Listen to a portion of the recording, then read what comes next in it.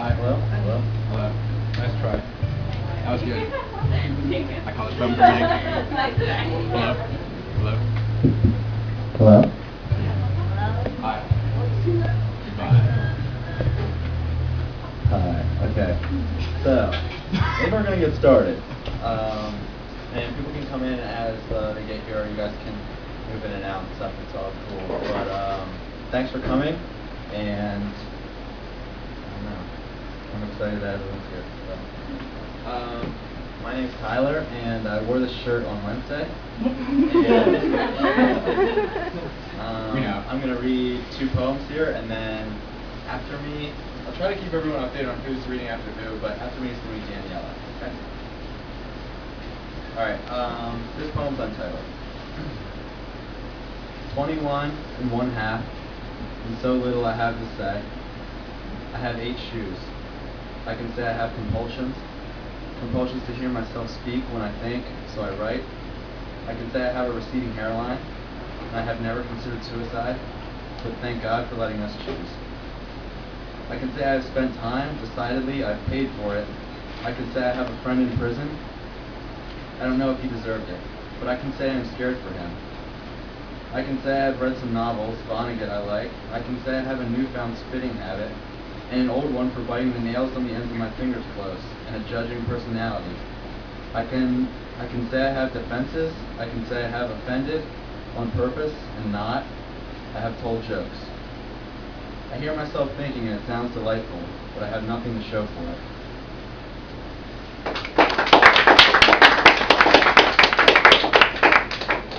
Alright, and then I'm going to read one more poem. It's pretty short. It's called High School Poetry. When I was 17, I told the class who I was in terms of from where I had come, and that was dumb. I had been nowhere, except home in the same town they crashed all their bikes in, except the same roads they spilled off of all their skateboards on, except the same trees in the park they scurried up when that drunk driver veered off the road when the daylight was broad, in the same yards with the same mailboxes they socked with passing baseball bats, accepting wasted afternoons as flip tricks on and often falling off their trampolines. I didn't think anyone was really different. Now I come from a place where I can see that no human can ever see the same as I. You and me, we are as similar as a sock and a horseshoe. You and I, we see things eye to eye and about the way that Act 1 Claudio and Benedict do. We don't, and I can't. So tell me what you've seen, and I will try to understand it through my own eyes. Thank you.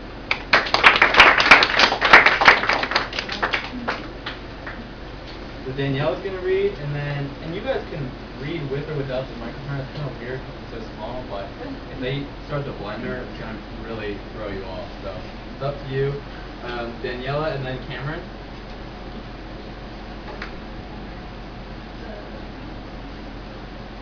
Alright, so I wrote this summer on the little mini road trip to Michigan. I was listening to my friend Rita talk, and Tom Petty was singing to me about wildflowers. So it's called Petals.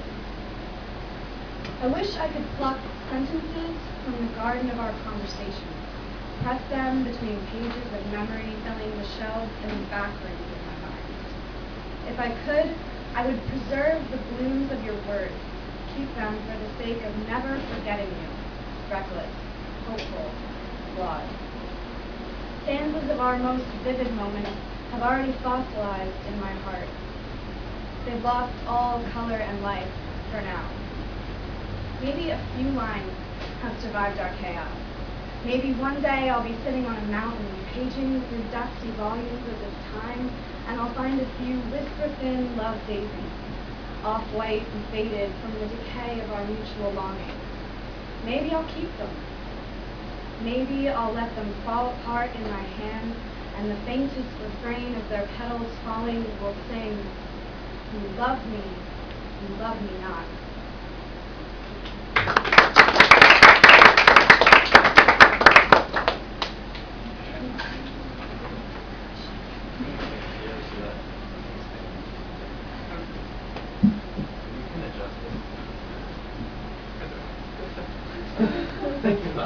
I'm fine.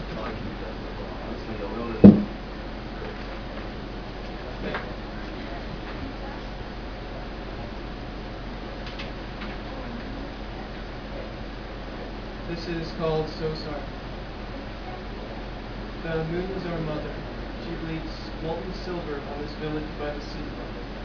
I hear hideous sobbing. I taste salty blood in the air. Feel heat biting my side. Smell death. I can see its red eyes shining in the dark. The eyes sound like sunshine.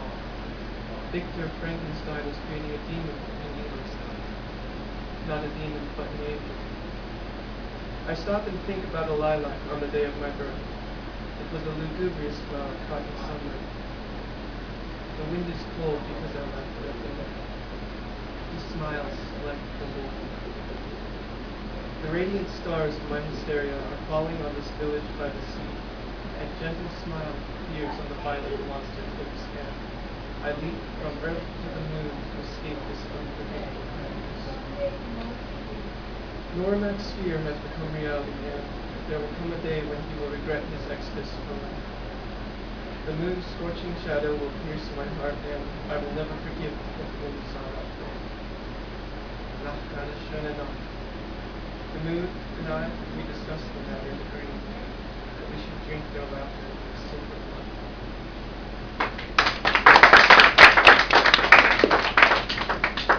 I'm gonna take a risk and do a poem I've never written. It's called Morning. Wait. Yeah, I was gonna say, I think it got lower.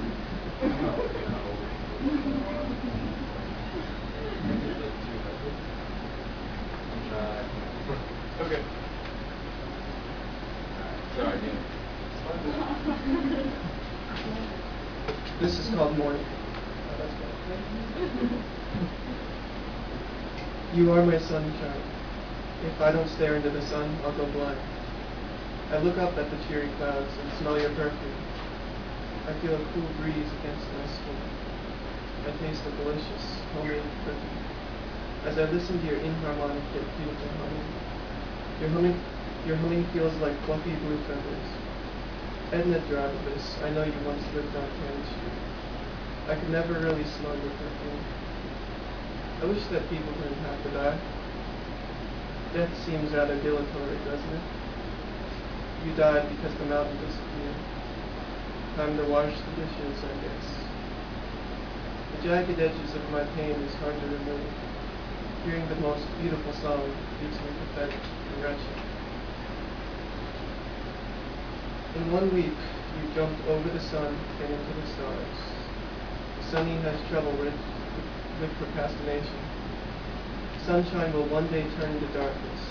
Darkness burns even hotter though. And darkness will ever be the brighter of the two. Frisch begonnen, halt gewonnen, they say. At least that's what the mountain lion says every day. You made me happy, sunshine, but now the sky is gray, full of cheerless clouds and fluffy blue feathers I know just enough.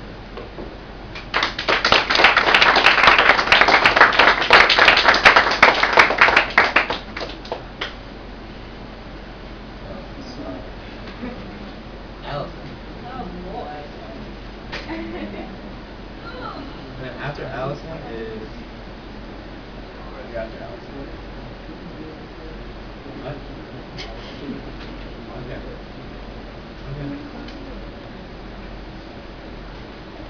After everybody's beautiful stuff, we're gonna be all crazy.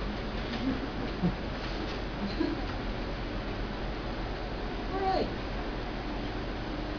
I apologize in advance for anybody being offended. Alright, this is a love letter to Mitt Romney.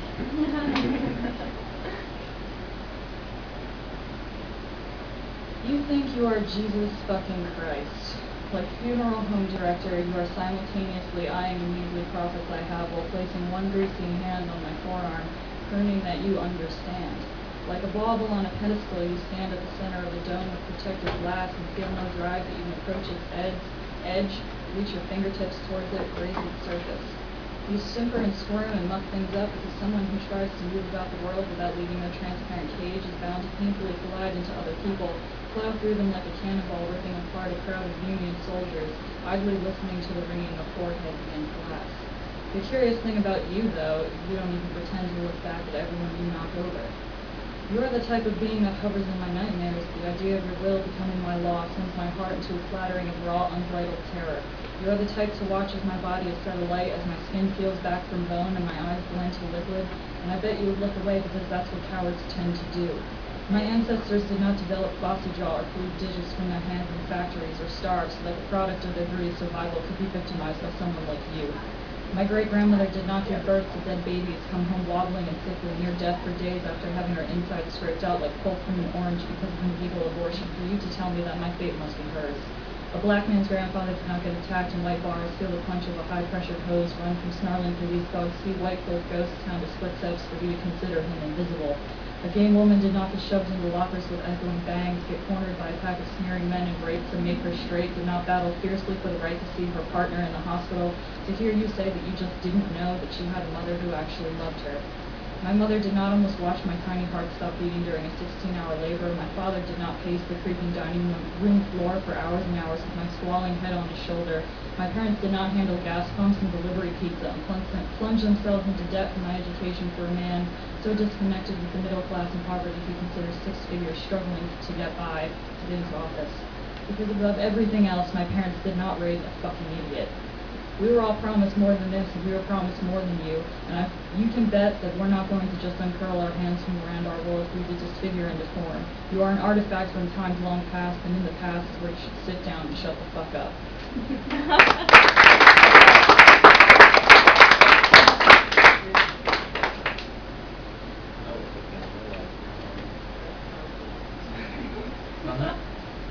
Okay. What else on my list?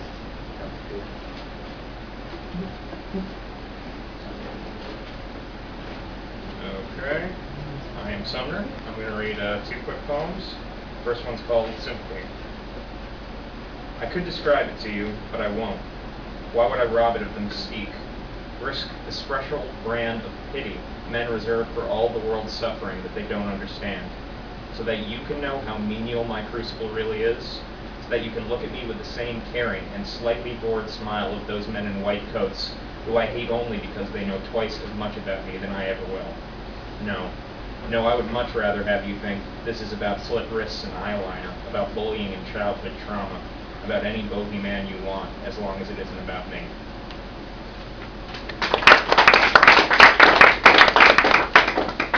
This next one's called If Monsters Were Real. If monsters were real, I wouldn't be afraid of my closet, or under my bed, or the dark spaces at the edge of my vision, because if behind each door there was a bad guy, I would charge to battle, because good guys don't lose.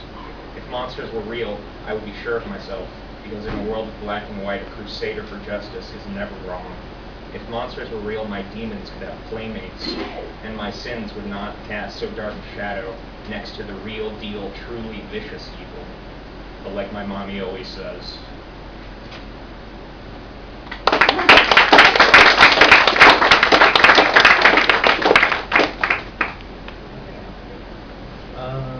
Sheldo? Sheldo? Thanks, guys. Hey, I'm Shelby Feeney, and this poem I wrote is based off of the poem Point B by Sarah Kay. So it is very much inspired by her, not necessarily plagiarized, but very similar themes. My mama taught me that this life was going to hit me hard enough to break my skin and bones.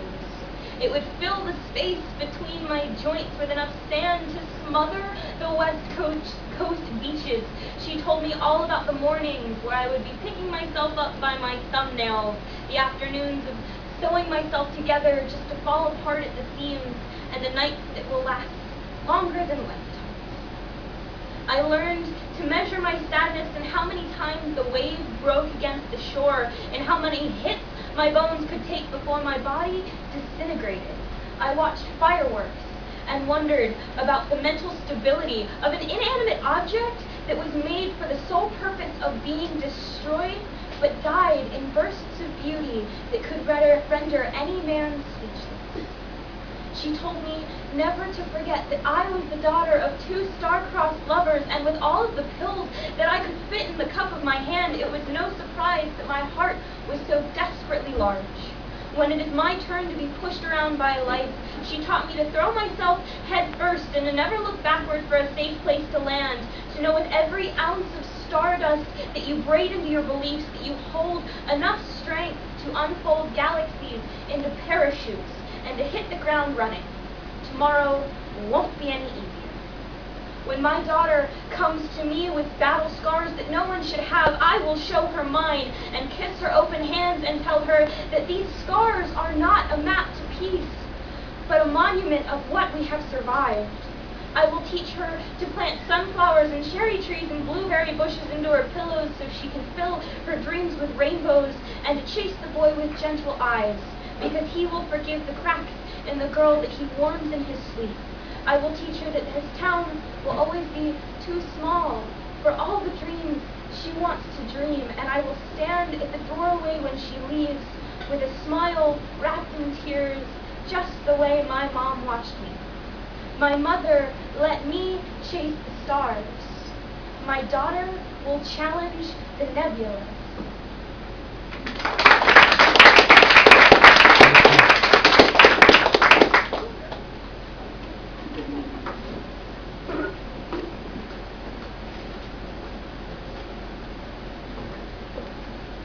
Good evening, everyone. Hi, Rose. Hi, Kelly. Okay, I titled this because I titled this as they fall. They fall and flop and push and flip. They sway and swap and swoosh and switch. The movements they make so lost yet swift, filling me with emotions such forms as this. And their colors are blinding, yet give a warm feel. Not so much of the sharp blues and teals of our oceans and skies or oceans above, but it's the bronze and browns I'm thinking of. Not so much like the stress of love, it's a bit more coy, kind of mysterious. And their shapes, why that's a whole new book. There's so much you can tell just by the way they look. See, if you observe, if you just stop and stare, you can just barely see the splits through the air from whence they came and where they'll be. These are the patterns that I can see. And I can hear the songs that they sing as they slice through the air. I can hear a slight ring. All in all, they're amazing, if not interesting in what they do, and I just want to pass this on to you. That they're an incredible force of nature, as I do say, and I get to enjoy them every day. When they fall and flop and push and flip and sway and swash and swish and switch. The movements they make so lost yet swift, filling you with emotions such ones as this.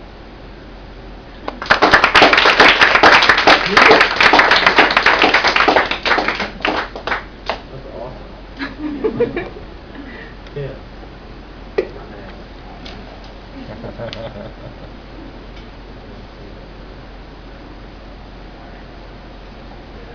I can memorize stuff like that. I know. Alright, I got a couple of things I gotta read. This first one's called The Basics. My heart pours from the sky, my words run down window panes, my thoughts are absorbed by the soil and become food for the worms.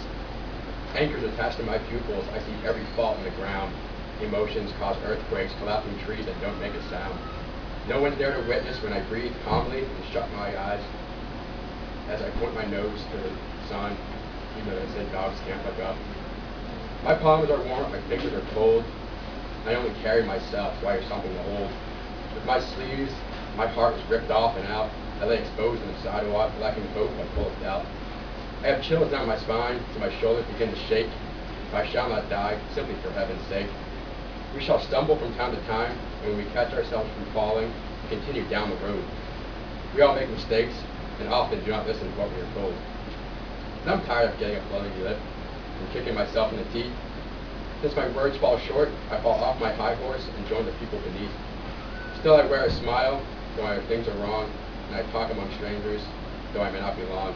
Because I know life's too short to be stressed all the time, and that our life is a treasure, no matter what we find.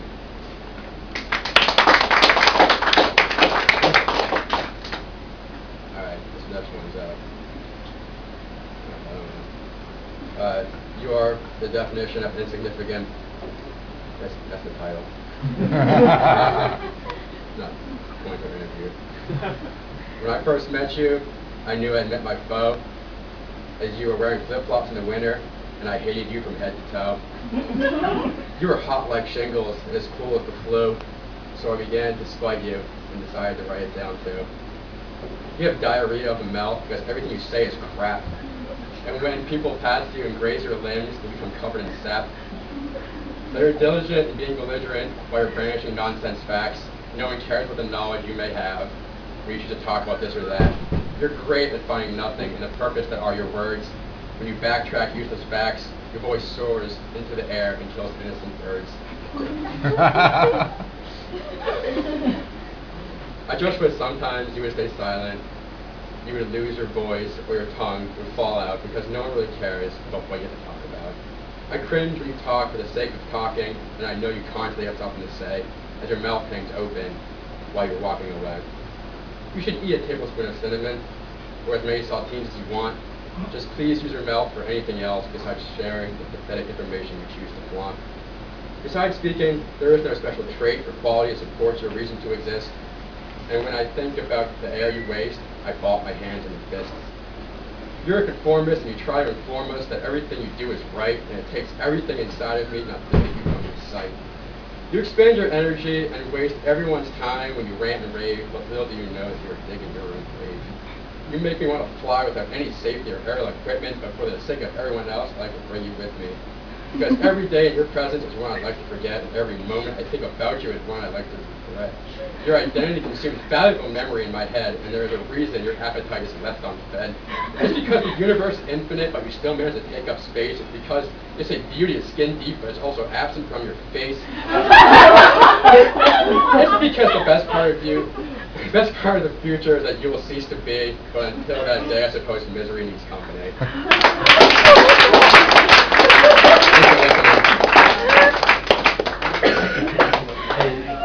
There's 2 seats right in the front. Anybody that wants to sit down. Yeah, Papa Squat, we got a chance, guys.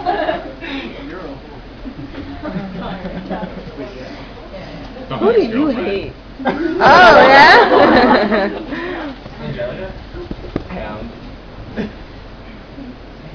Someone up next?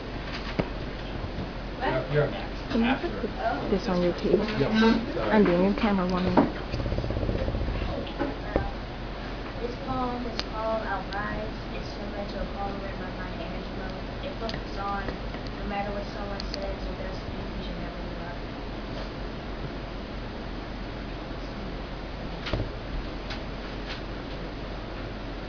You may hurt me with wicked words. You may tears come out my eyes.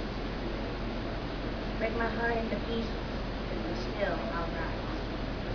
You may come at me with anger, tell me painful lies. You may push me around, still I'll rise. Does my appearance upset you? Are you jealous of me? Does my intelligence offend you? Do you dislike my personality? Does my beauty upset you? Unlike the silkiness of my hair. So busy pointing out our differences, you find nothing for us to compare. Does my fastness upset you? Does it take you by surprise? Or is it my continual stand? My continual rise? I may be someone you hate. I may be someone you despise. I may be someone you can't stand. But just like the sun, I'll rise. Would you rather see me upset, head down, unconfident, feeling blue? Me feeling miserable, find happiness in you? You may come at me with all you want. You may continue to hurt me. Make sure I cry. But as the moon rises, so shall I. Does the sun quit shining? Does the moon quit glowing? Does a bird quit flying? Do leaves quit forming? Do the seasons refuse to come? Does a new year refuse to show? Does the ocean stop flowing? The people refuse to know. Come at me with criticism. Do all that implies. Reject me from the interview. Still, I'll rise. It's not the journey or the challenge to success that makes you quit. It's how you choose to live. I'll work hard on the journey. I shall continue to grow. And out the years I'll shine. so it's time for me to go. My work on earth is done. Heaven is where I am, and the ground my body lies. And always remember, the soul never dies. I'll be an angel. I'll be a spirit. I'll rise.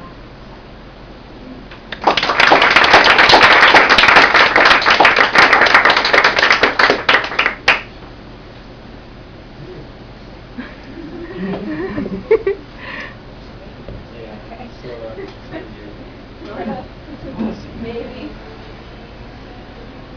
Really shitty after that. I'm feeling scared. What's that? I know. Really awesome. Okay, well, sorry I'm late, first of all. I've lost track of time. And I also have no idea what I'm really gonna read. So you're playing Elliot? pretty much, yeah. It's all good. Do you want the microphone? It's up to you. Do you want to like speak loudly into that, or do you want to just speak in there? Maybe I'll just talk back here so I can like lean up against If somebody it. orders like a shake and it thing, Yeah, you're gonna then get cut I'll off. just be like really. Okay. Alright, well I wrote this one a while ago, and I haven't read it in a while, and I reread it today, and I remember how much I like it. So I think I'll read that one. I don't think it has a title. I don't think any of these really do. So anyway. I have tried to wear you round my head, a chain of braided weeds that end in flowers. Only no one thought to teach me to connect them. Until I'm left with piles of broken buds and stems, bent and bleeding sweet green moisture from the earth, uprooted. I'll hold their upturned faces to my cheek and thank them for their thoughtless sacrifice. My head, the altar they will never touch, all strewn about the grass and begging solid ground to hold them fast. Now I have learned to leave them growing. Give me dandelion feeling.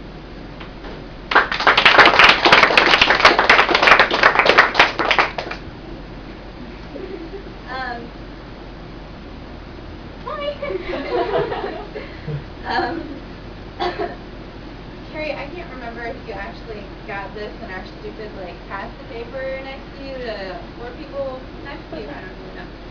But I submitted it for one of our readings in Tim Shay's class. So I won't tell that story because it's boring. But anyway, I wrote this a while ago and I pretended to have just written it the night before for our class. But I don't know. Nobody was any the wiser until now. But it's about this picture I have hanging on my wall that I've had since I was little, and kind of about how its meaning has changed for me, but I still like it around anyway. And it's called Communion Maybe. It actually has a title. I have a Jesus picture hanging in my room, an altar all its own, praising childhood and what we left behind to grow. He smiles, cradling the face of a little girl unmarked by disbelief, content to love, and I can hear them laughing together when my light goes out in bed. She looks like me, out of place with her freckles, proof of sin not yet committed, and maybe that's why the inaccurate picture of a Caucasian God-made man, smiling, still hangs on my wall. Because she knows how to laugh, and I've forgotten how to question.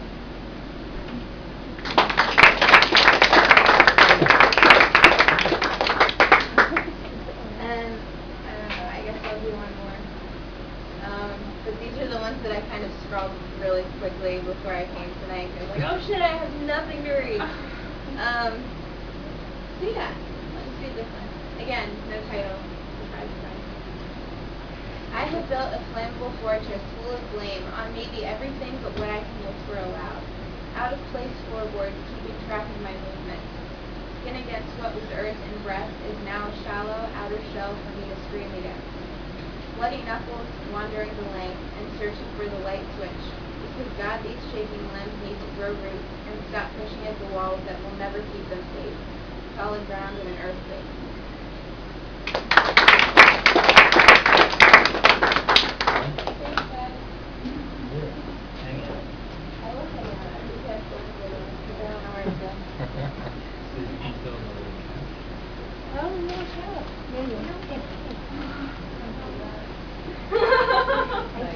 I'm Allie, and I get really bored in English comp, so this is what I do.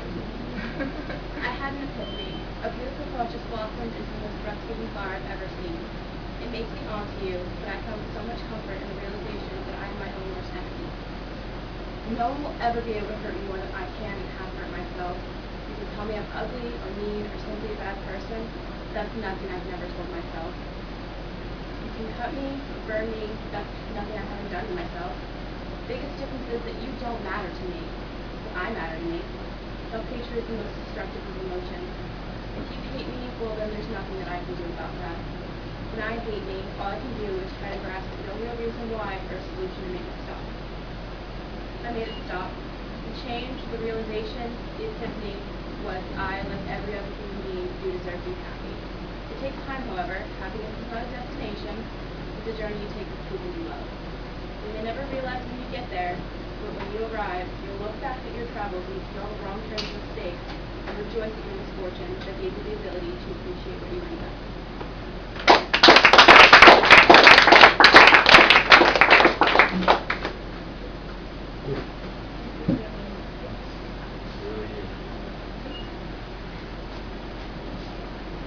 Hello. Hi, Rose. Hello. This isn't what I read on Tuesday. I wrote it earlier today. Okay, and the title is Getting Old.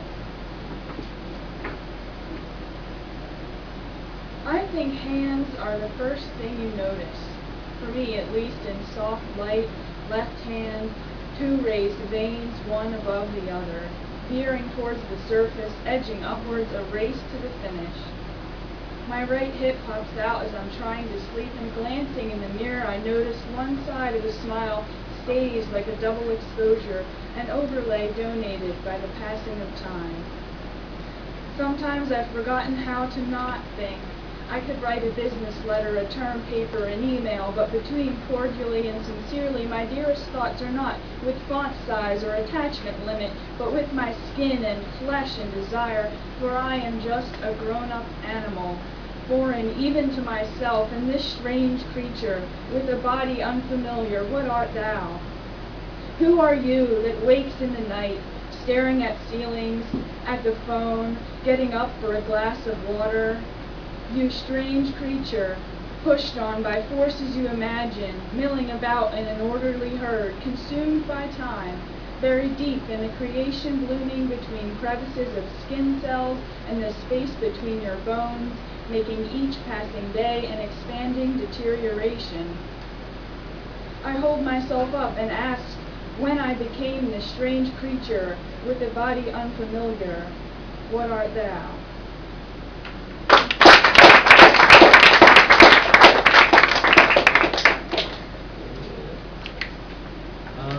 So, believe it or not,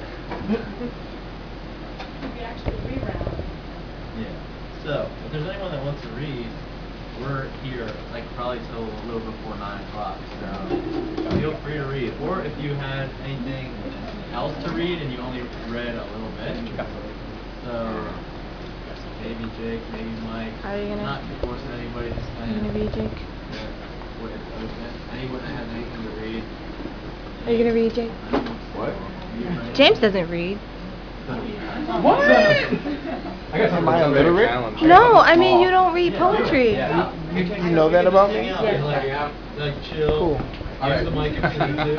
Not. So, alright, for all you avid writers out there, I get a lot of like ideas for writing right before I go to sleep.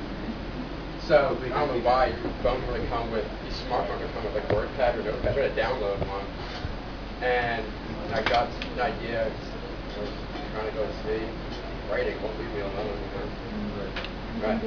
Alright, so this is something that's wrote a couple minutes ago. It doesn't matter whether I meant it as a compliment or an insult when I told her that she wore too much makeup. Without hesitation, she had slapped me so hard across the face my ear began to ring, and my glasses at a point approximately 8 feet away from me to the ground. My eyes opened as wide as if I had just seen someone get hit by a car, and my jaw had dropped so low that I literally had to use my hand to pick it back up into place. As I reorganized my face, I looked up to see where she was. But she must have walked away so fast that most of the people walking by didn't remember what she looked like. And because my brain was still spinning like a top, I couldn't either. I caught the eye of a couple of people who were standing around that had just witnessed the incident. So I give them a thumbs up as I finally head towards my ground to pick up my glasses. I have a haiku that I wrote. That'd be cool. Yeah, definitely. Cool. Haiku time. Hi, cool. Sorry. You got pressure. So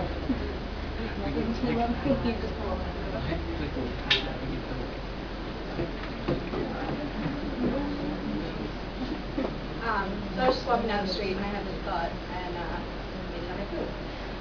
It's called Scream. My relationship with you reminds me of walking by a carnival. Close your eyes and it could be joy or a slaughter.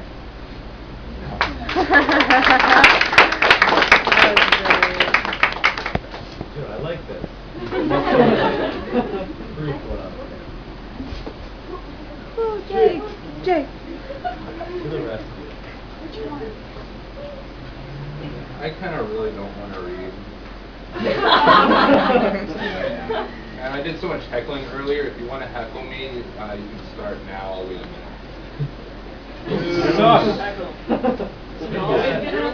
Okay, this is a bit rough. I've heard better. It's called The End of the World, kind of. Wait, it's called The End of the World, comma, kind of? Or No, it's kind of untitled, but End of the World is how I have it titled in my Google Docs. It's kind of end of the world. So whatever that means. I think about things that worry me. Little things, like the sun is supposed to consume the Earth in 5 billion years. I mean, wow. Our home will meet a fiery end, and this planet will be no more. If you ask me, that isn't even a little thing. A little thing is me stepping on a crunchy leaf. A little thing is a 3-year-old tossing a lollipop on the ground. A really little thing is a truck passing me on the highway with my window open, making me unable to hear my music. The impending doom of Earth is not a little thing. It is major, and no one seems to care. I gave a presentation once at a small convention. It was a nerdy sci-fi type convention, which apparently blew their entire speaker budget on getting George Takei to show up and speak for a half an hour and sign a few autographs. So they had to fish around for pretty much anyone else who felt like presenting on a subject. Mine was titled The End of the World, and I put it in all caps like that on my proposal. Did I mention that I'm a nobody? I'm a nobody. I work a 9-to-5 small clusterfuck retail job where I have a paycheck which gives me enough dough to pay expenses, subscribe to Netflix, and make payments on the engagement ring I never officially owned, and due to my divorce last year, never will own. I'm a nobody, but they accepted my proposal. My PowerPoint was washed in facts I picked up here and there, and plastered in images I stole off the internet, most of which became grainy and unidentifiable when blown up on a huge screen. And I told the 7 people in the audience about how the Earth would be no more in a mere 5 billion years. The general consensus of those 7 people is that aliens will arrive in less than 1 million years and blow up our planet because, to the rest of space, Earth is a very little thing. At least, as one kid with a dummy head on his shoulder and a papier-mâché third arm said, Earth would be the perfect location for an integral bypass.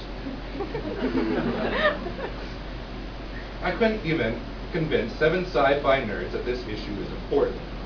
One of the 7 people had a blog upon which they ranked the presentations they went to. Mine was dead last, right behind What If Han Really Did Shoot Seconds, and How to Read Fan Fiction Critically.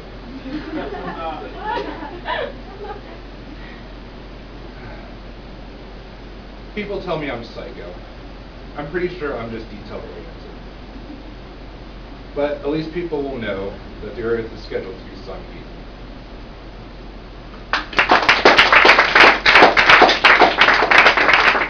I did a lot of editing there on the fly at the end. It was good. Alright, Rose is gonna read another one. It's actually not a poem. This is something I've never read before. Because it's not a poem. And that's why it's weird. I wrote this like 3 months ago, and I could find it on Google Docs. It's called Desert. Sometimes sometimes I can see far. I can see along the desert highway, and I am driving in a vehicle that is heating up slowly. The seats are burning my legs. Nothing is black and white here. It's all just hot. A bending mirror rises from the center yellow lines, and I'm far away from everything I know. Leaning back, I rest my head against the seat and think of where I've been and where I'm going. I look in the rearview mirror, and I don't want to be running anymore. My heart feels dusty and dry, and there's a crack in the center of my lip, and I haven't been able to breathe right for a few days now. I haven't been able to breathe right. I think that, looking at my reflection, all I see is a tired old person, and if I turn my head a little to the left, I look like a movie star, and it's all gone to pieces now.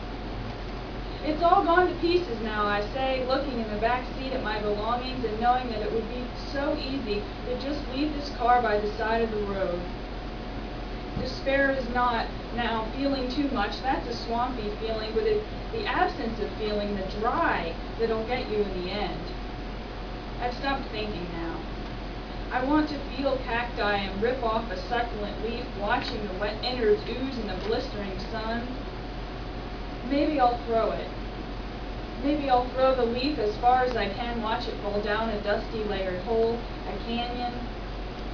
Walking, my boots are adopting a thin layer of orange dust. Everything here is covered by dust.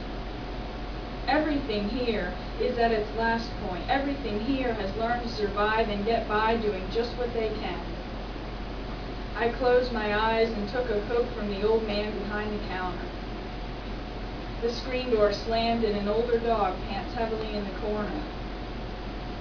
Walking, just walking, eyes open, I am far from there. I am far from anyone. And sometimes I can see far.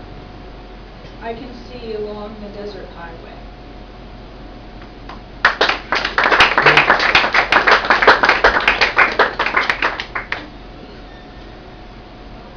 Any other takers? Anything extra you might have brought?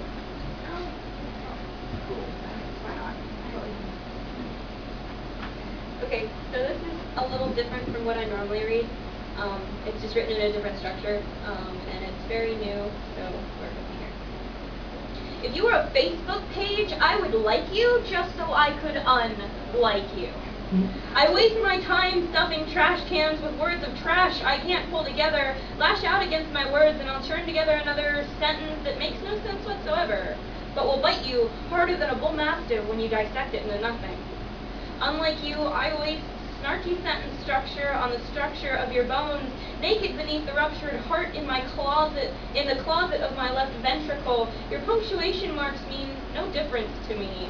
Comma, period, dash, exclamation point, quotations, parentheses, breathe. My words can't hold a shift key anymore. I'm stuck in an anti-caps lock with your hold over my lowercase q and s and zy.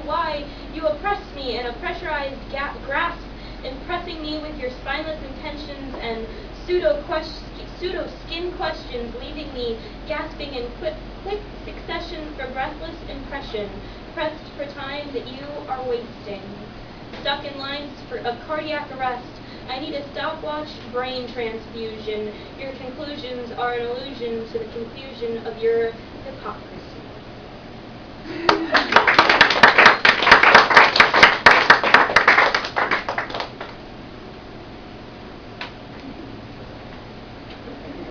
Aaron, cool. Good. I'll ask you something again. Do you want to hear a rhyming poem or a not rhyming poem? All right. Problem solved. All right. This is called The Oaken Lake. By perfect mirrored lake there stood an oak of ancient might. Far off was distant music of pure pleasure and delight. A young boy and a shadowed man sat by the might lake. The shadowed man was withered much and trembled with his sweat. Child, there cannot be a sunny day without a cloudy night. There cannot be a lovely rose without a piercing bite. There cannot be a lover's kiss without a sad farewell. There cannot be a holy land without the devil's hell. The elven music played no more, and there blew a chilling wind. The elven music played no more, there blew a chilling wind. The shadowed man sat tall and proud, looked menacing and grim. The young boy smiled sweetly with a sparkle in his eye. He took a breath and gathered wits and gave his brave reply. Sir, those things you said are all too true, but I have this to say. There will always be a fearful night, but also, too, the day. There will always be a thorny light, but also, too, the rose. There will always be a tearful end, but also, too, repose. Sir, there will always be the devil's pit in those who would have pain. There is bleakness, and there's madness, and there's terror, and there's shame. But there will always be God's saving grace in those who will do right. And there's hope and truth and even love and an everlasting light. Triumphant now, the young boy stood as shadowed man distress. Defeated now, he took his leave, he knew that he'd been best. Yggdrasil cowered over Lady's Lake, the mythic spring. The devil was defeated by the Savior Child King.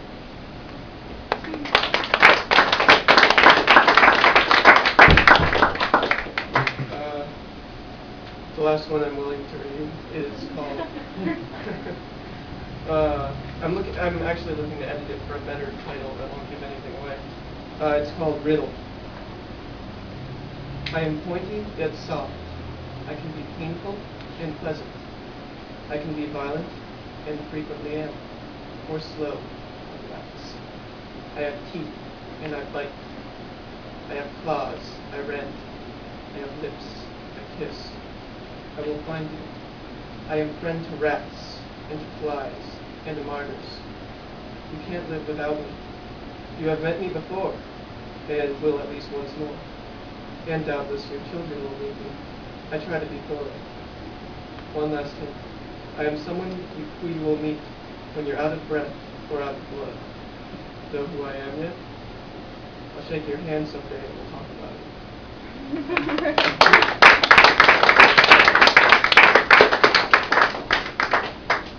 Did anyone not know what the riddle is? Out of curiosity. Tell me. Tell me. It's death. Oh, that's not cool. Yes. Luke, It's you death. wanna read, mate? What? You want to read? Sure. I know you just walked in, but we're sort of like at the end of the list of people.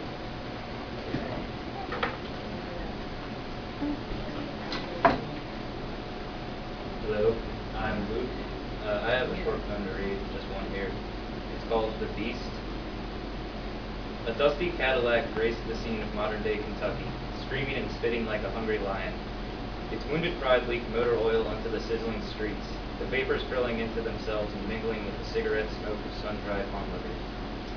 The beast had come to die where it once stomped, where it once terrified the lesser beings of the streets that now crumble under the force of 1,000 rivers of sand. One day, the beast will be buried beneath the sand, as will the smoking droves that come to pay their disrespects. Until then, they will wait, and they will count the falling grains as they forget the rising vapors.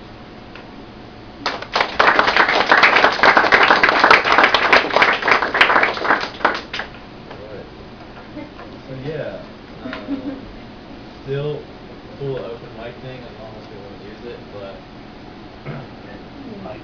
Oh. Mike. Mike. Hi again.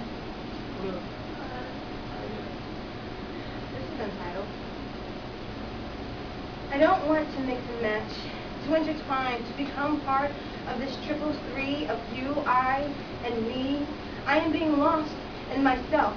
I don't want to. Let's. No, I don't like hands to hold. I am old. No, I am cold. Hold me, wait. Don't touch me. I don't want to mix and match. I want to run, to make songs that don't rhyme, lose my piece as three. My uniqueness is slipping, my creativity is losing. I am lost. Is this a poem? I lost my place. I don't want to mix and match, to become part of you and lose me. I am losing you, no, me. I am losing myself, my edge, my sparkle and sizzle. I am losing, damn it, my ability to speak. I don't want to mix and match, to intertwine, to become part of this triples three. I just want to be me.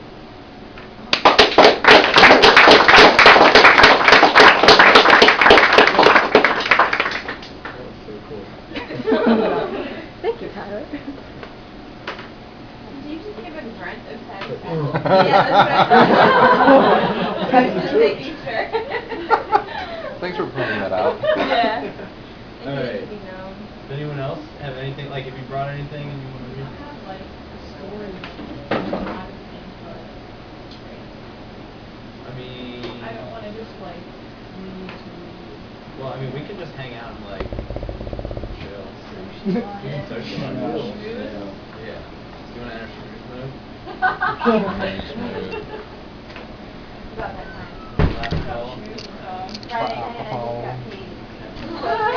Yeah, thanks for coming, everyone. I guess we're gonna hang out for a little bit longer, maybe drink some coffee and stuff like that, and just talk and stuff. But I think we're gonna. Does it closes at 9? Yeah, Mike. Yeah. Okay. Yes. So we'll be out of here by then. But feel free to stick around and talk and stuff. But thanks again for coming.